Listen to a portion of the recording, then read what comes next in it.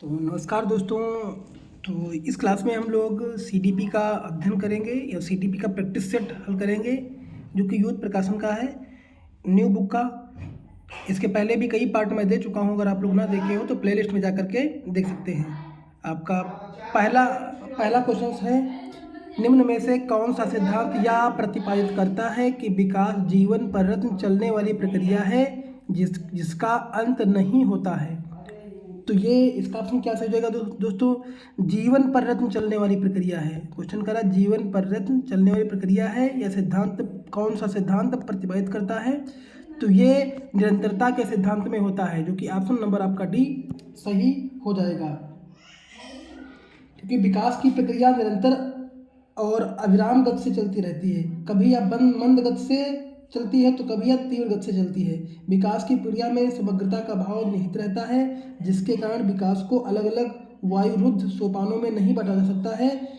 जैसे कि प्रारंभिक वर्षों में वृद्ध विकास अत्यंत तीव्र रहता है, उसके बाद के वर्षों में गति कुछ धीमी हो जाती है एवं वृद्धावस्था में लगभग नगण्य हो जाती है। तो इस प्रकार से इसका आंसर हो जाएगा निरंतरता का सिद्धांत। चलिए अगला है, बच्चों के बारे में निम्नलिखित में से कौन सा कथन दोस्तों सामाजिक संरचनावादी परिप्रेक्ष्य से सही है? तो कि परिवेश से क्या सही हो जाएगा इसमें? तो ऑप्शन नंबर आपका दोस्तों सही हो जाएगा। ये आपका ऑप्शन होगा कि बच्चों के व्यवहार के अनुभवों से वजह से छोटे वृद्धि से संबंधित परिवर्तनों के रूप में व्याख्या की जा सकती है, या फिर बच्चों का व्यवहार पूरी तरह से जीवन के आरंभिक अनुभवों के द्वारा सुनिश्चित किया जाता है, या बच्चे उत्कृष्ट असभ्य प्राणी के रूप में जन्म लेते हैं और समाज द्वारा दुराचारी बन जाते हैं। बच्चे क्रियाशील प्राणी हैं जो अपने सामाजिक सांस्कृतिक संदर्भों में काम व अंतः क्रिया करके ज्ञान का सृजन करते हैं। इसका ऑप्शन नंबर दोस्तों आपका सही हो जाएगा। ऑप्शन नंबर डी दोस्तों सही हो जाएगा। यही सामाजिक संरचनावादी परिप्रेक्ष्य से सही है। अगला क्वेश्चन है, खेलते समय बच्चों का एक समूह एक आधुनिक और लोकप्रिय फिल्म के दृश्यों का अभिनय करता है। यह स्थिति यह दर्शाती है कि सामाजिकरण का एक प्रमुख संस्थान है। तो सामाजिकरण का प्रमुख संस्थान क्या हो सकता है? ये है आपका दोस्तों मीडिया। सामाजिकरण का प्रमुख स्थान है दोस्तों मीडिया। ऑप्शन नंबर डी दोस्तों सही हो जाएगा। मीडिया सामाजिक का प्रमुख संस्थान है और मीडिया के अंतर्गत जैसे टेलीविज़न, रेडियो, सिनेमा, समाचार पत्र पत्रिकाएँ आ जाते हैं, और बच्चों को अपने दर्शकों के उद्देश्य से लगातार टेलीविज़न या रेडियो सामग्री के संपर्क में रखा जाता है, लेकिन मोबाइल फ़ोन के बड़े पैमाने पर उपयोग के साथ इसे और अधिक लोकप्रिय बनाया जाता है। चलिए अगला है, जीन प्याजे द्वारा दी गई विशेषताओं के आधार पर विकास के स्तर का मिलान करें। तो इसका मिलान दोस्तों क्या हो सकता है?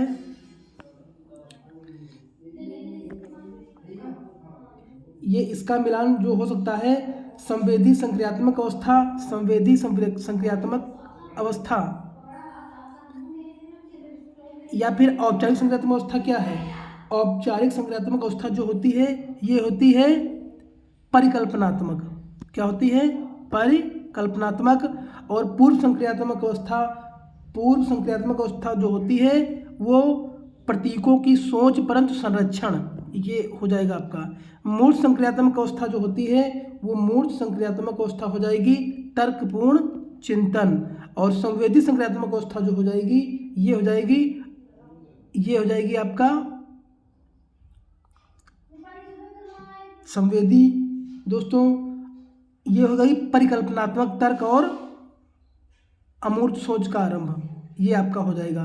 ठीक है, या फिर आप कह सकते हो कि संवेदी संक्रियात्मक अवस्था क्या हो सकती है?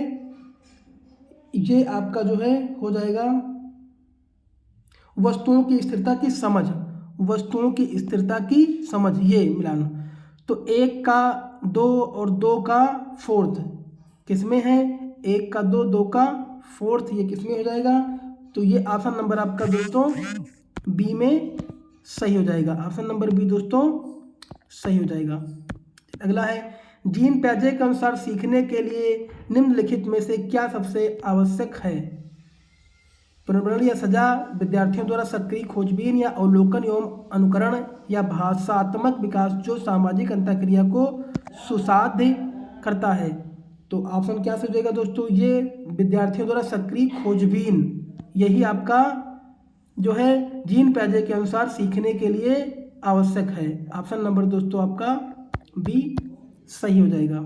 अगला है लेव वाइगोस्की के विचारों पर आधारित सामाजिक संरचनात्मक कक्षा में निम्न में से किसका समर्थन नहीं किया जाता है। तो 6 का ऑप्शन नंबर क्या सही जाएगा, परीक्षा के लिए अधिगम। क्या है, परीक्षा के लिए अधिगम, ऑप्शन नंबर ए दोस्तों सही हो जाएगा। लेव वाइगोस्की के अनुसार बच्चे चिंतन और व्यवहार करने के तरीके कैसे अर्जित करते हैं जिससे समुदाय की संस्कृति का निर्माण होता है। ऑप्शन नंबर क्या सही हो जाएगा दोस्तों, लेव वाइगोस्की के अनुसार, ये जो है वाइगोस्की ने सामाजिकता का सिद्धांत दिया था, तो सामाजिक अंतःक्रियाओं द्वारा, ऑप्शन नंबर यही दोस्तों सही हो जाएगा।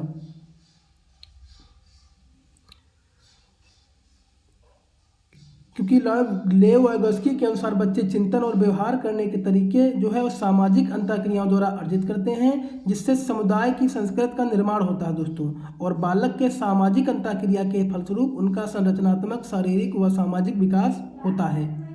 चलिए अगला है लॉरेंस कोहलबर्ग द्वारा दिए गए नैतिक विकास में सार्वभौमिक नैतिक सिद्धांत अभिनवीकरण किसमें सही वर्णित है। तो 8 का ऑप्शन नंबर दोस्तों सही जाएगा, अमूर्त सार्वभौमिक सिद्धांत जो संपूर्ण मानवता के लिए मान्य हो। ऑप्शन नंबर आपका दोस्तों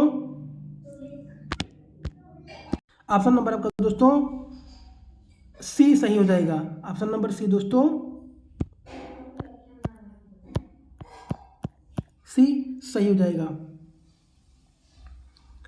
क्योंकि लॉरेंस कोहलबर्ग जो है सार्वभौमिक नैतिक सिद्धांत अभिनवीकरण अमूर्त सार्वभौमिक सिद्धांत जो संपूर्ण मानवता के लिए मान्य हो सही वर्णित करता है, और इससे जो है व्यक्ति मानवता के लिए मान्य हो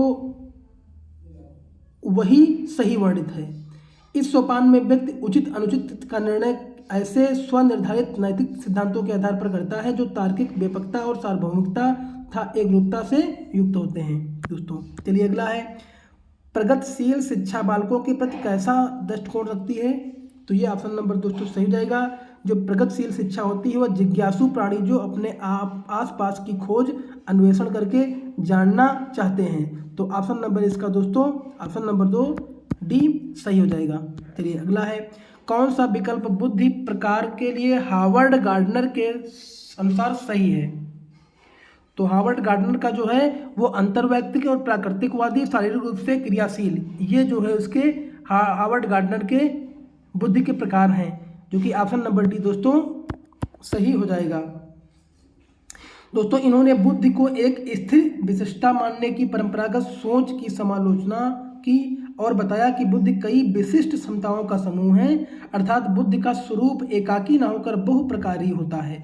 उन्होंने बताया कि किसी भी चीज़ को समझने या समझाने के कई अलग अलग तरीके हो सकते हैं। उसने कुल 9 प्रकार की बुद्धि को बताया। उसमें से पहला दोस्तों क्या हो जाएगा, पहला आपका है दोस्तों, पहला आपका भाषाई बुद्धि हो जाएगा, तार्किक बुद्धि हो जाएगा, स्थानिक बुद्धि, शारीरिक बुद्धि और संगीत बुद्धि और अंतर्वैयक्तिक बुद्धि और वैयक्तिक बुद्धि और प्राकृतिकवादी बुद्धि और अस्तित्ववादी बुद्धि, ये 9 प्रकार की बुद्धि के बारे में बताया दोस्तों। चलिए अगला है लेव वाइगोस्की के परिप्रेक्ष्य में भाषा क्या है दोस्तों। तो भाषा है संज्ञानात्मक विकास में सुसहायक है। भाषा क्या है, संज्ञानात्मक विकास में सुसहायक है लेव वाइगोस्की के अनुसार। तो ऑप्शन नंबर बी दोस्तों सही हो जाएगा।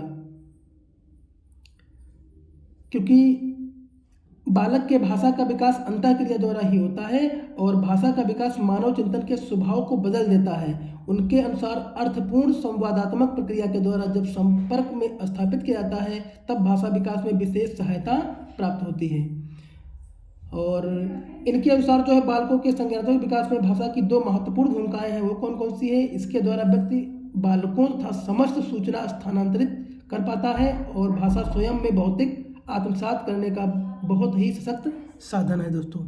चलिए अगला है एक शैक्षिक कक्षा में अध्यापक को निम्नलिखित में से कौन सा व्यवहार नहीं करना चाहिए क्योंकि वह जेंडर रूढ़िवादिता को पुनर्बलित करेगा।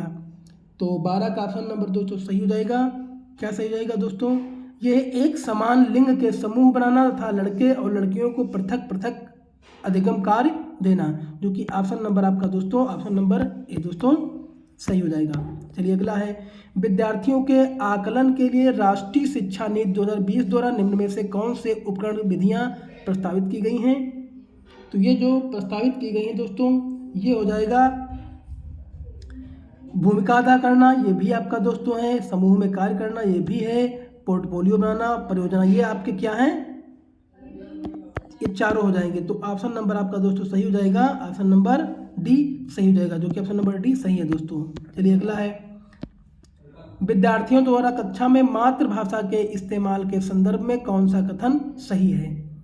तो ये दोस्तों पर कथन सही हो जाएगा। प्यारे दोस्तों, स्कूल को सभी विद्यार्थियों की भाषाओं का सम्मान करने की संस्कृति अपनानी चाहिए। तो ऑप्शन नंबर 1 का दोस्तों बी सही हो जाएगा, कि मातृभाषा के द्वारा इस्तेमाल के संदर्भ में, ये मातृभाषा के इस्तेमाल के संदर्भ में बोल रहा है। सबसे सटीक ऑप्शन, स्कूल को सभी विद्यार्थियों की भाषाओं को सम्मान करने की संस्कृति अपनानी चाहिए। किसी की भाषा हो, हर भाषा को सम्मान देना चाहिए। ऑप्शन नंबर बी दोस्तों सही हो जाएगा।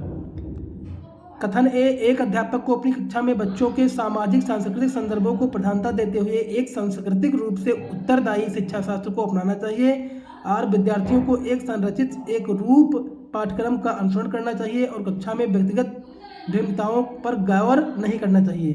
तो ऑप्शन नंबर दोस्तों क्या सही हो जाएगा? 15 का ऑप्शन नंबर दोस्तों सही हो जाएगा। ए सही है लेकिन आर गलत है।